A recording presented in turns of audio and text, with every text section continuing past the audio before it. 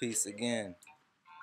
From the last video that we was doing, Queen, you had mentioned in terms of womanhood and motherhood that you gave birth naturally.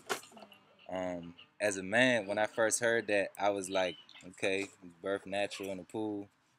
What's the big deal? Like, why is that important? So my question to you is, why is it important to have a natural childbirth? What is the difference between that and the hospital per se? And really let us know, because I know niggas such as myself really do not think about stuff like that. And why is it important? First of all, the hospital is for the sick and dying. And even though the sick don't go there to get well, it's still more for them than anybody trying to get well. Or anybody bringing in life, anything life-giving, which is what birthing is all about. You're giving life.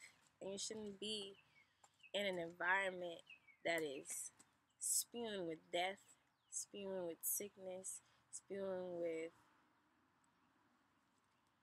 a mindset that says that you can't do this, that you're not equipped by yourself to give birth, that you need interventions, that you need some male doctor or a woman doctor to tell you how to do what is divinely in order for you already. What your body naturally does. Exactly.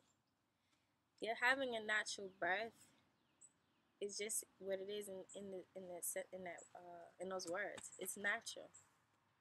It's a part of life. And when you give birth, you want to make sure that your children are coming into an environment that is sacred, that is peaceful, that is holy, that is full of strong, positive spiritual energy. So that when they take their first breath, which is what connects us all, they're not taking in things that's going to be toxic. They're not taking in things that's going to be negative. They're not going to be pulled away from you and gone somewhere else to be bathed by somebody else they don't even know. Or to be fed formula, which is a whole nother ordeal. And that happens a lot to our mamas out there that birth in the hospital. Just recently, a cousin of mine gave birth in the hospital, and she's breastfeeding. And for one reason or another, the baby had to stay just a day longer. And even though she pumped breast milk for that child, they still gave her baby some formula. And if you ever, this is the importance of like eating well and becoming vegan and raw vegan and continuing on to that path. But you should always read what you're eating. And if you ever look at a can of formula, a lot of them start with sugar, high fructose corn syrup, solids, powdered milk, and then 2% of all these extra lab named vitamins, which your body can absorb because they're synthetic, they're not real, they're not granted. Because I know there's a lot of you out there saying, well, where are they gonna get these things if they don't come from nature? If you mix things together in nature, sometimes you get some beautiful concoctions, and sometimes you get concoctions that will kill you, that will be harmful, that is dangerous, and or that will lose all of its vital energy, all of its vital minerals, vitamins, all the things that it was supposed to do for you. It will be lost in that lab, and that's why our babies are suffering out there drinking these formulas and things like that. When you give birth in the hospital, depending on what hospital too, because not all hospitals are like that, but the majority of the hospitals, they want to control what's going on with you. They want to make sure they have a hand and a say-so in what's going on with you and your child, and that's your business. That's your spiritual journey. You are the vessel bringing in this baby, and God chose you to do that. The universe, Majaniverse, Yahweh, whomever you want to call it, because they all the same. They just all different names, and not one name can fit this massive, extraordinary energy that we are all experiencing together. They chose you to bring this child because they know that you can. And in the hospital, you lose some of those rights. And in the hospital, they pump so much fear in you that you feel like you need to have some type of drug to get you through it when you don't. And those drugs harm you and they harm the baby. And why even take that risk when you and your baby should be the most important things to you? The health and the wealth, the richness of your lives is important. And you don't never want anybody to diminish those things. Are you laughing at me? But it's true. So, having a natural childbirth it gives you that opportunity to take control. It gives you that opportunity to be decisive. It gives you that opportunity to be powerful, to show your queenness, to create your queendom for your child to come through. And it eliminates those people and those energies from trying to trick your mind to think that you can't do what you already came here. You already knew that you could do this before you came here. It's your birthright. It's your divine right. Sorry, I was going in because this is passionate. Right. Alyssa's just went in. I don't even know what to say. She said it all. My sister, Queen sis. Introduce yourself. I am Queen. That is my name for the time being. And you also gave natural childbirth. What was your reason for deciding to birth natural as opposed to the hospital? What made you do that? That's very interesting because the place that I'm in now is completely different from the place that I was in when I gave birth to my child naturally. I kind of went in ignorantly giving birth to her. It was just something that I knew that I could do, just like she was saying, because it's a natural process. I just let my body do its work. My midwife didn't do anything. I didn't do anything. The father of my child didn't do anything. I just let the process run its course. And just keeping prayers and affirmations going, making sure there's no negative energy in my space, everything's set up the way that I want it to. All of those things are essential. Like, my sister was with me maybe like a month before I had my daughter. So she knew my birth plan. She knew what I wanted, that I wanted music out front, that I wanted everybody out front kind of vibing, just keeping good energy in the house while I was in the room laboring. And it was one of the most beautiful experiences that I've ever had. Like, it really, really, really was. And I can't describe the feeling that I had after my daughter entered this world. Like, I literally shot into a whole nother dimension, a whole nother realm. And my life has been completely different ever since. And I know, had my environment been different, had I been in a hospital on drugs with somebody telling me what to do, it would have been completely different. I even believe that my child would be different. Because as she was saying, that's such a sensitive time. Like, your child's just entering the world. They're absorbing everything that's around them. So even lighting is important. Music is important.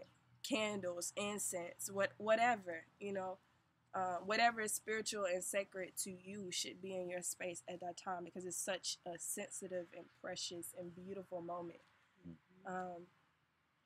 So yeah, I wasn't even on my junk like I am now, like constantly reading, watching lectures, documentaries. Like, when I give birth the next time, it's gonna be on a whole nother level because my mind is in a whole nother place.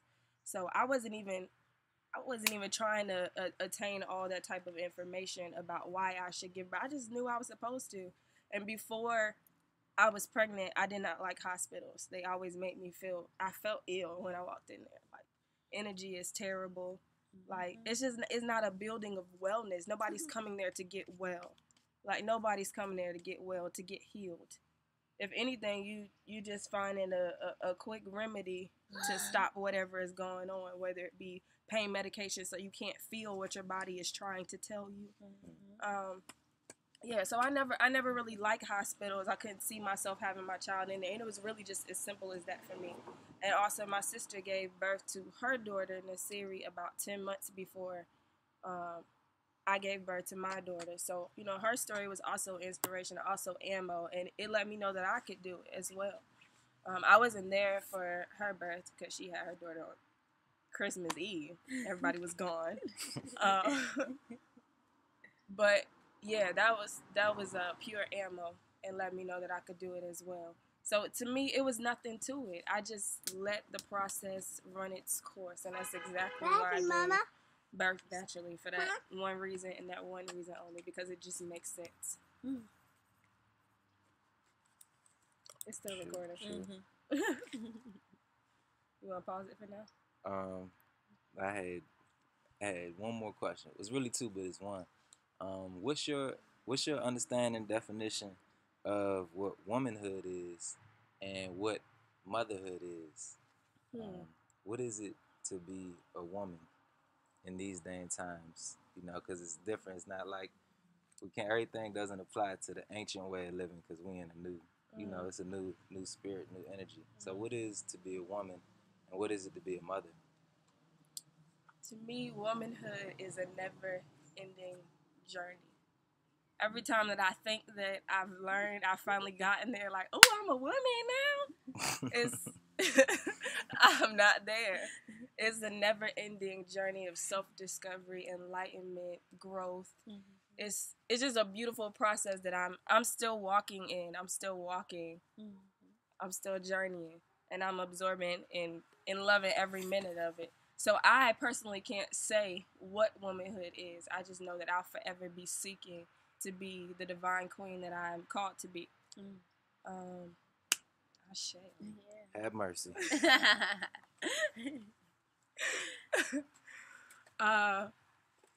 What is it to be a mother? So cute. Right. As I said that, she told me. To be a mother is to be a spiritual guide.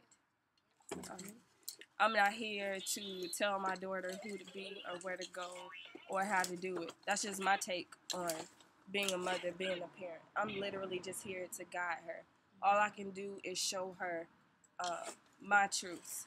But it's up to her to go out and find those truths for herself, to find what works for her on her journey, on her walk.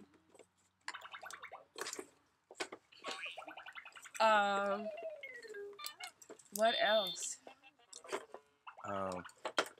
That makes me wonder another question. Okay. And both of my questions for y'all had basically worded it as if you are just, basically how you said it, you're just guiding your child along. You're not going to necessarily be like, you're going to this middle school, you're going to this high school, you're going to this college so you can be an engineer like your dad was or like your mother was. What's the purpose of being free with your child and their purpose? Because that's a theme that came up in both of y'all dialogue. It's real interesting. I want to know from both of y'all. You said that too? Yeah.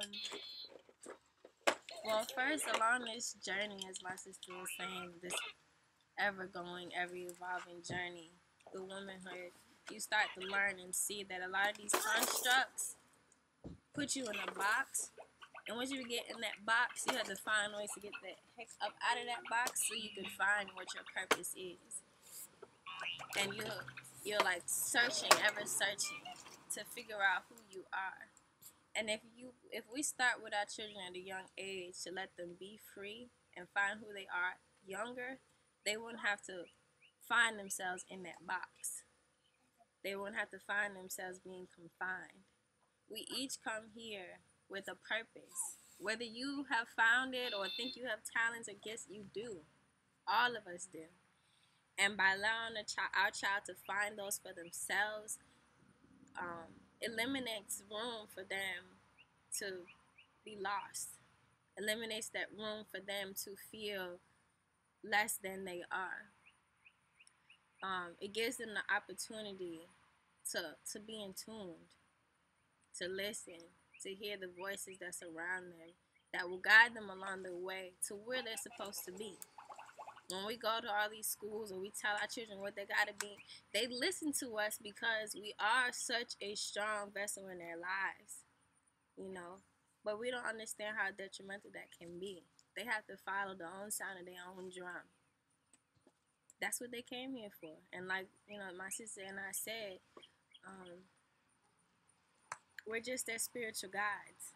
We just give them the tools. And they take those tools and they go out and they find them and find the things that they came here to do. Mm-hmm. They build their queendom. Mm-hmm. Or their kingdom. Right. You got anything? Oh, I just say Ashe to what she just said because that was exactly what I was going to say.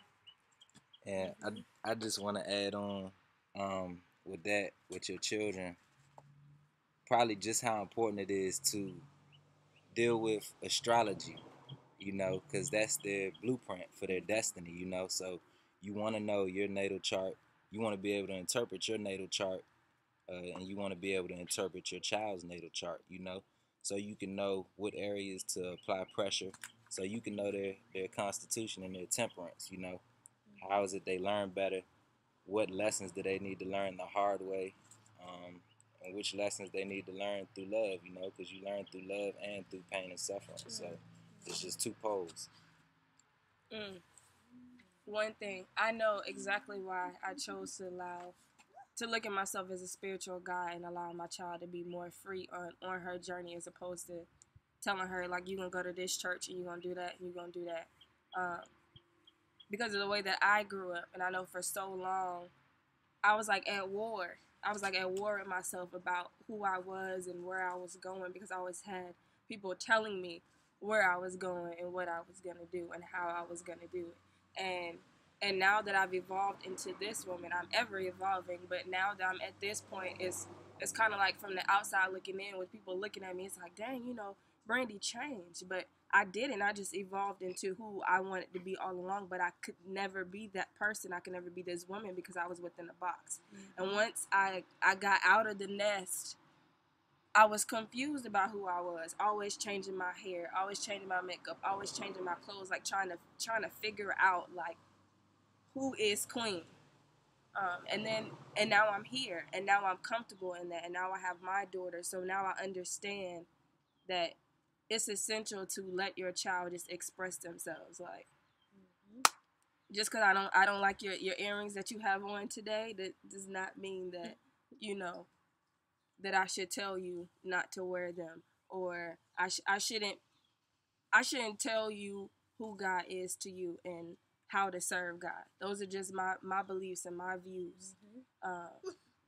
And that's all based off of how I was raised, and how from that experience I know that is not what I want to do, and I know that I want to just simply be a spiritual guide for my child. That was peace. That was peace. One last thing I want to add that we didn't touch on on your journey of womanhood and motherhood, you discover that your womb is a heaven. That your womb is Talk about that. palace. It is divinely created. Right. I was just about to say, when you speak about women's intuition or that gut feeling, that's your womb. That's your womb speaking to you. It's another intelligence that we discovered along our womanhood exists. Right. It's the seat of your emotions. Exactly. It's your throne. And that's why it's so important to take care of it, to love it, to nurture it, to cleanse it, to heal it from all past abuse. Because if you have been promiscuous and slept with a lot of men, every man they're that all you're allowed to enter into your holy space is still sitting there, all of his energy. And you wonder why you have anger problems, or you can't seem to forgive people. It's because you're housing all of that right here. And if you don't understand that's what's going on, and that's that's why I am the way that I am, then you'll forever be tarnished. Even when you go to your moon cycle, like, we believe that we're supposed to be on our period for several days and having all of these cramps and taking all these medications. No, your body is simply cleansing itself, and if you eat properly, then your cycle should only be 1 to 2, maybe 3 days max. And also, like how Queen was saying earlier, the people in the hospital, like, you go there and they just temporarily relieve certain issues and keep your body from telling you what's going on and what it needs. That's your womb crying out to you. When it's bleeding heavily and you're feeling sick and you're hurting and all, exactly, cysts, all those things, it's crying out to you saying, nourish me, Queen. That's real. Give me some love, Queen. Stop doing what you're doing, Queen. Stop letting all these toxic man inside of you, queen. And I mean, and that goes for our kings out there too, because once you allow those juices that flown from her vagina onto your penis, they're entering you too. And all her and all her ratchetness, all her anger, all her disrespect and lack of love for herself enters you too. And that's why you have a hard time sometimes with women, or respecting women and understanding and seeing their divineness, their queenness, their godliness, and even within yourself, by not even being responsible for the things that you're supposed to be responsible for, by not really and truly becoming a man. So it's even important for you to be careful who you're sleeping with and who you allow your children to come through. You want a woman that's loving her womb, you know, and that's putting sunshine in her womb. And sisters, as I was talking earlier, those out there who have experienced rape and molestation and abuse in those kind of ways, those are ways that you overcome them by telling your womb, it's okay. I know you're here now. I understand you're here now, and I'm here to give you some love and do better. Right. I remember when we first did Queen of Food's Sacred Woman Journey, me and my sis did that together. And when I got to the part about communicating with your womb, I was like, what is she talking about? I'm not about to sit here and be like, hey, where is it? I didn't even know where my womb was exactly. You know what I'm saying? So, yeah, that's very, very, very important. Mm-hmm. Just having a conversation with yourself. Mm-hmm. And even with if you had an abortion or if you had a miscarriage, because the first time I picked up Queen of Food's book was after I lost a child at 5.5 months. And although during that journey I was going to have a natural childbirth, I was nowhere near where I'm at now or when I even had Nasiri. And she taught me that I could, recuperate, that I could make my womb whole again, that it wasn't broken, that it wasn't damaged, that I wasn't just this incompetent woman, that I can make my womb strong again to be able to carry this beautiful, look at her right here. She's here. And any woman out there who may have experienced a miscarriage or feel guilty about abortion, you can change all of that by just loving up on your womb. It's that powerful, queen. And cleansing your womb. Mm-hmm. I know I'm about to get Queen of Food's womb detox because it's time. Again, and it's something that you should consistently do. Mm-hmm. I don't think it's ever a place that you can reach and just be like, oh, I'm good now. No, right. You have to forever, cleanse yourself. Forever. And always making affirmations, as Queen was saying. Mm-hmm. I'm pregnant now, and when my womb, see my womb right here, and I'm always talking to her and telling her, she's strong and she's divine and she's nourishing my baby, and that she can carry this child, that I can do it, that we're doing this together. It's a teamwork. So yes, ladies out there. Respect and love your womb. She is your throne. Forever let your womb be peace. Oh. And you'll be at peace. Yes. Ashe. Peace. Peace.